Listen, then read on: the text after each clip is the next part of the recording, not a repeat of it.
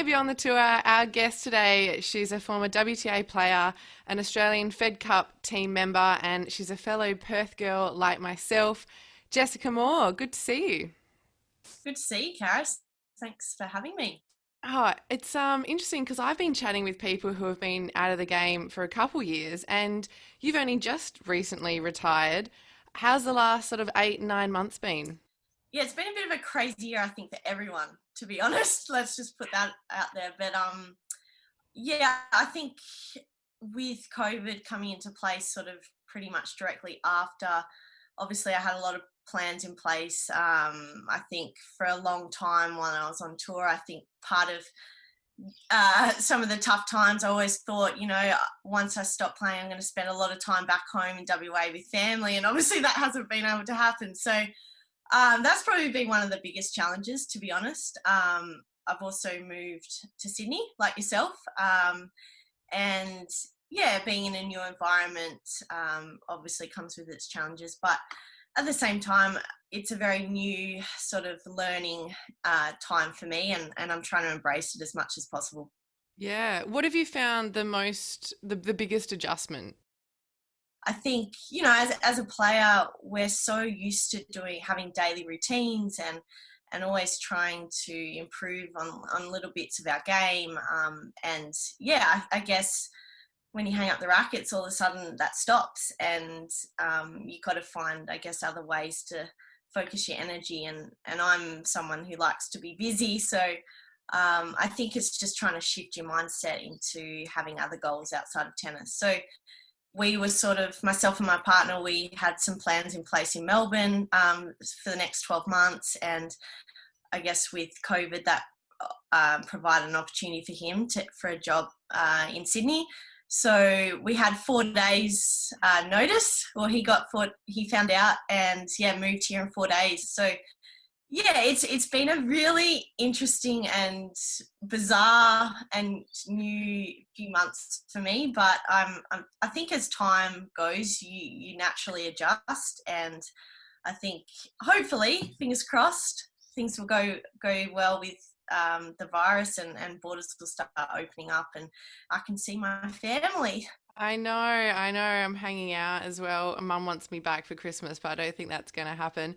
I can't Yeah. believe you guys moved in 4 days. How stressed, like we had a couple months to sort of prepare, and even that, it was just, how are we going to get this all done? 4 days.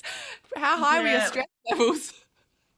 Oh, I think it didn't really hit me, like it just, you got to do what you got to do. And it was a great opportunity for him.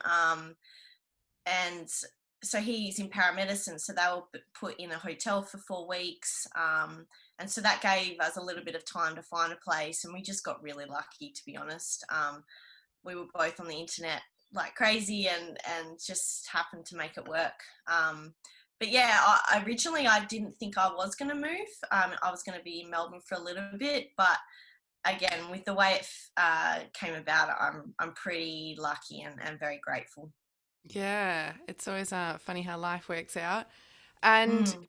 you're now working with Tennis New South Wales. Is it still nice to be amongst the tennis community?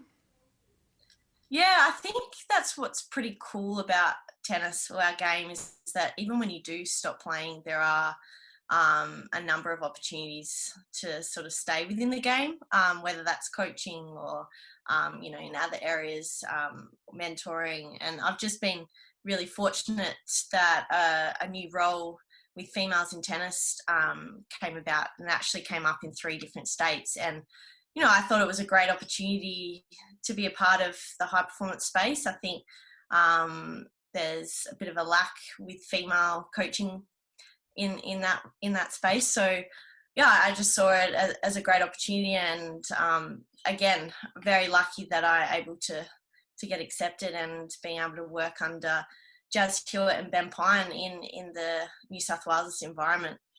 Yeah. What do you enjoy most, Jess, about helping that next up and coming generation? And is there a piece of advice you find yourself saying to them, like that you were given from your coaches? Oh my gosh, all the time. When I'm on court with them, I'm like, oh, I used to do that, or I used to think like that all the time. I think as a junior, you really uh, amplify results and the comparison of others, and yeah, it's just enjoy the game because it's such a great game, and I think we overcomplicate it, and we want results now, and just knowing that being if you're wanting to go down to be a professional tennis player, it's a long journey, and there's going to be many ups and downs along the way, and it's not just going to come, at the click of the fingers. So yeah, being on the other side, I've had to sort of laugh a little bit because it's just brought back a lot of memories of I guess my journey as a player. And I think the biggest reward I find is just the relationships you build with the kids. I love being able to, I guess in this situation, I spent term 3 on a casual basis, and I really got to know the kids over that sort of 10-week period, and then being able to come back in term 4 and, we established a great connection, or, just even if it's a few words here and there, but just seeing, them come out and really enjoy themselves, I find that really rewarding. Yeah.